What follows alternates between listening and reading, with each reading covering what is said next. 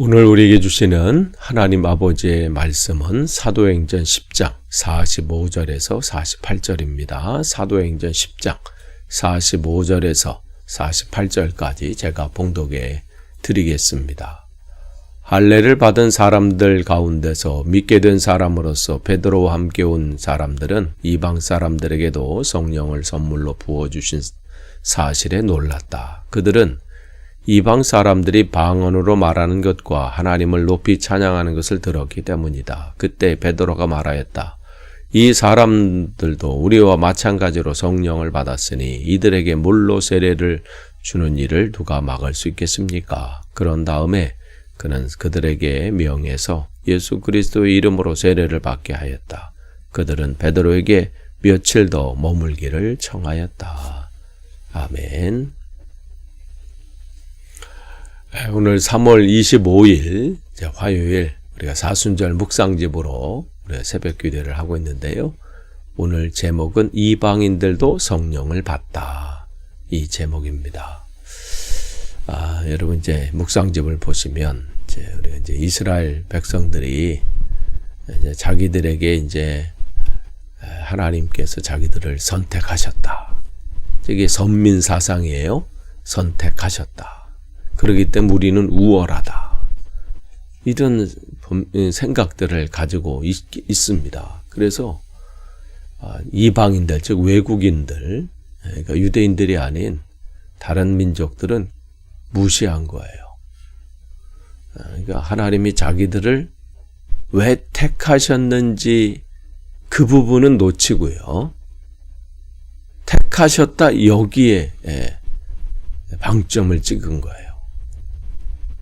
그러니까 우리가 이걸 놓치면요, 오만방자하게 살 수 있어요. 하나님이 나를 왜 이 땅에 보내셨는지, 오늘도 왜 생명을 연장시켜 주셨는지, 왜 재물을 허락하시고 직장을 허락하시고 사람과의 관계를 허락하시고 모든 게 다 허락하신 거거든요. 재능도 마찬가지고 건강도 마찬가지고 시간도 마찬가지고. 내가 뭘 대단해서 그게 내 소유가 된 게 아니에요. 모든 관계나 모든 내게 주어진 모든 것들은 그건 하나님의 계획과 하나님의 뜻 가운데 있습니다. 그게 좋은 것일 수도 있고 때로는 안 좋은 걸 수도 있어요. 예수님의 삶을 보시면 되잖아요. 우리가 싫어하는 게 십자가의 길 아니에요? 그 당시 사람들 생각할 때 십자가의 길, 고난의 길, 십자가를 지는 거, 죽는 거, 그거 누가 그걸 좋아하겠어요? 그런데 주님은 주 이 잔을 내게서 옮겨주십시오. 그러나 내 뜻대로 하지 마시고 아버지의 뜻대로 되기를 원합니다. 그러니까 주님의 삶은 계속해서 하나님의 뜻이 무엇인지를 분별하고 그 뜻이라고 확신이 되면 가시는 거예요. 모든 사람들이 막고 안 된다고 하고 방해를 해도 그 길을 가시는 것이죠. 그것은 내게 지금 주어진 것이 좋으냐 안 좋으냐 내 판단이 아니에요. 그 판단대로 갔을 때는 다 실패해요. 내 속에는 옳은 대로 행했던 그 사사시대, 그냥 실패 시대잖아요. 하나님의 뜻이 무엇인지 끊임없이 분별하고, 혹 그러다가 잘못 선택했다 할지라도 그 길은 하나님 그 길을 여셔요. 두려워하지 않는 믿음인 거죠. 근데 이들은 왜 부르셨는지는 중요하지 않아. 부르셨다. 그러니까 너희들하고 우리는 달라. 이렇게 특권의식으로 있는 것이죠. 그러니까 그들은 결국은 이 하나님을 자기들의 그 틀 안에 가둬놓는 거예요. 그러니까 외국인들, 이방인들은 그냥 이 개만치도 못하게 여겼어요. 가장 가까이 있던 그 북이스라엘의 사마리아 사람 같은 경우는 저 위에 갈릴리, 북쪽인 갈릴리로 지나가려면 예루살렘에서 남쪽에서 직선 코스로 가면 빠른 길이에요. 그런데 그 땅, 사마리아 땅 밟는 것조차도 우리를 더럽게 하는 것이다. 오염시킨다 해서 요단강, 오른쪽 요단강을 건너서 이 강 쪽으로 쭉 올라가서 이렇게 가는, 그야말로 세상 말로 그런 짓까지 했습니다. 그런데 예수님께서 이 땅에 오셔서 그들의 그 견고한 틀, 그야말로 요즘 많이 말하는 것 중에 하나가 카르텔이잖아요. 견고한 그들만의 성, 그것을 깨뜨리는 이신에, 깨뜨리시는 것에 그냥 정력을 다하셨어요. 근데 안 부셔지잖아요. 그걸 놓지 않아요. 놓지 않으시면 어떻게 부셔버리시는 거죠. 그러니까 계속해서 그 가서 성전을 다 청소하시고 다 엎으신 것은 뭘 하시겠는지를, 왜 오신지를 분명하게 말씀하시는 거거든요. 그분이 이 땅에 오신 것은 이스라엘 그들만에 오신 게 아니잖아요. 온 백성, 온 나라, 온 민족을 구원하시기 위해서, 그를 예수를 그리스도로 고백하는 모든 이들, 영접하는 모든 이들에게, 영접하는 자 곧 그 이름을 믿는 자들에게는 그가 이스라엘 사람이 아닐지라도 그에게 권세를 주시는 거예요. 하나님의 자녀가 되는 권세를 주셨다. 이 분명한 메시지를 계속 전하시고 선포하시죠. 그런데 아직도 제자들 안에서도 그렇게 말씀하시고 예수님께서 하시는데도 제자들 속에서도 아직도 그 선민사상, 이 있는 거예요. 그러니까 대표적인 베드로에게 주님께서 목적이 계셔서 그를 고넬료, 즉 로마 이 백부장이에요. 장교, 로마 장교. 보내려고 하고 계획하심에도 불구하고 그게 움직이는 게 쉽지 않았다는 거죠. 그래서 환상 가운데 그를 하나님께서 바꾸시고 깨우쳐 주셔서, 그럼에도 불구하고 고넬료에 가서도 얘기를 하잖아요. 원래 너가 아는 것처럼 우리는 이방인들과 함께 하지 않는데 주님께서 이런 저런 통해서 나를 이곳에 보내셨다. 참 그렇게 그 틀을 깨기가 쉽지 않아요. 우리 삶도 똑같지 않겠어요? 그러니까 그런데 지금 베드로가 그걸 목격한 거 아니에요.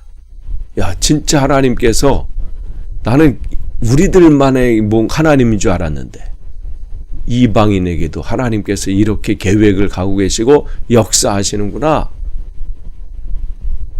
그걸 목격하게 된 거예요.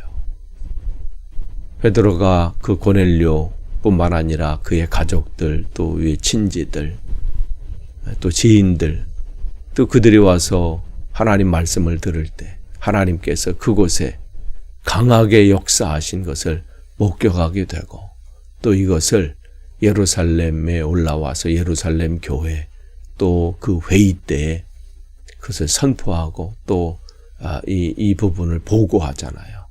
이방인들에게도 하나님께서 성령의 역사를 하신다. 성령께서 역사하셨다. 그러니까 이 교회가 확장되는 계기가 되는 거예요. 이 부분이 그냥 단순히 하나님은 한 가정에 주목도 하시지만, 한 가정과 그와 함께하는 사람들에게도 주목하시지만, 이것을 통해서 그냥 그들만의 교회로 딱 이렇게 있었던, 그냥 그 안에 갇혀 있었던 그 부분을 또 확장시키는 또 도구로 사용하셨다는 거예요.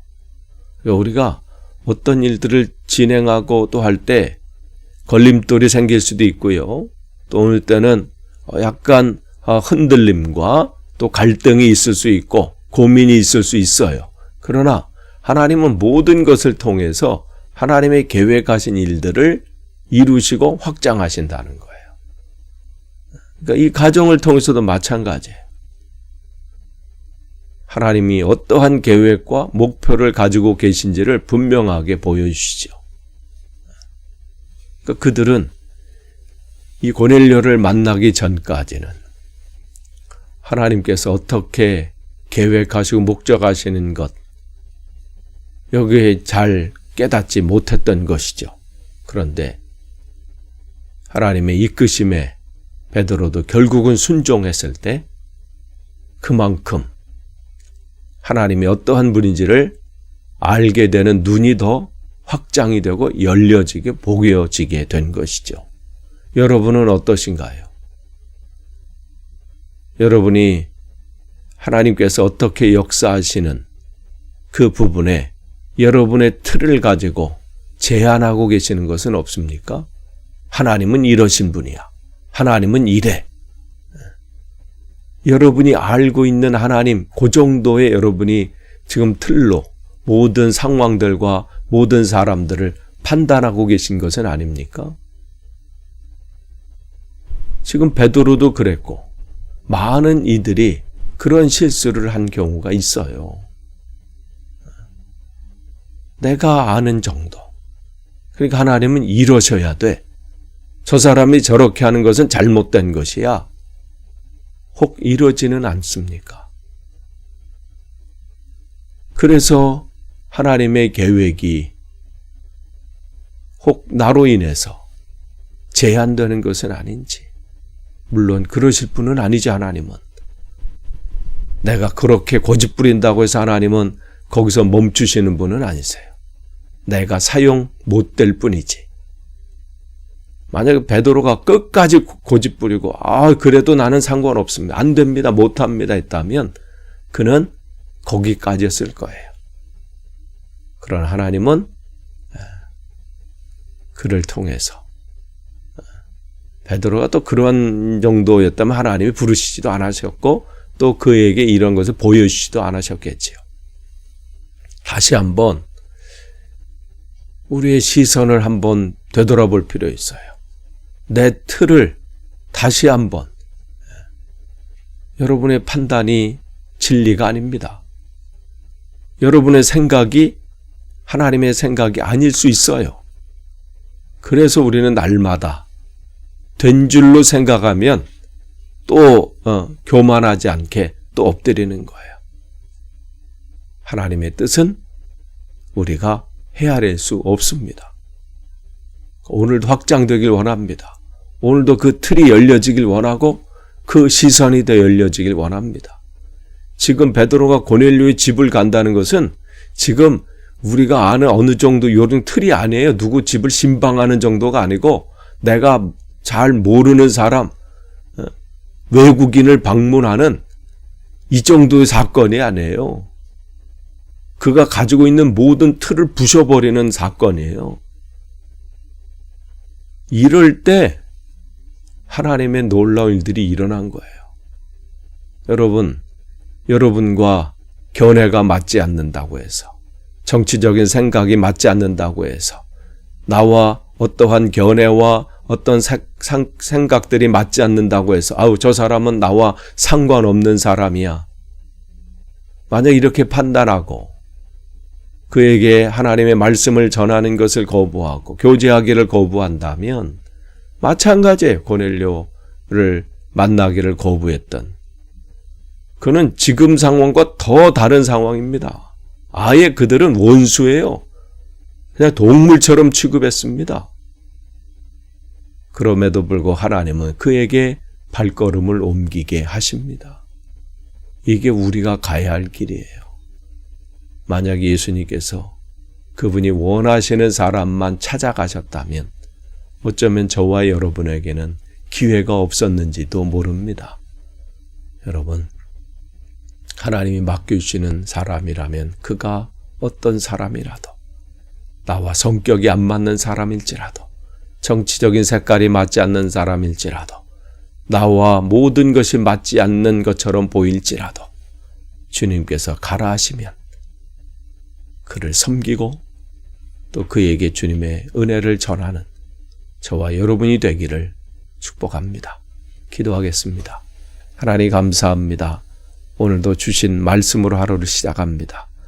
내가 오늘도 깨야 할 틀이 무엇입니까? 내가 오늘도 내려놓아야 될 것이 무엇입니까?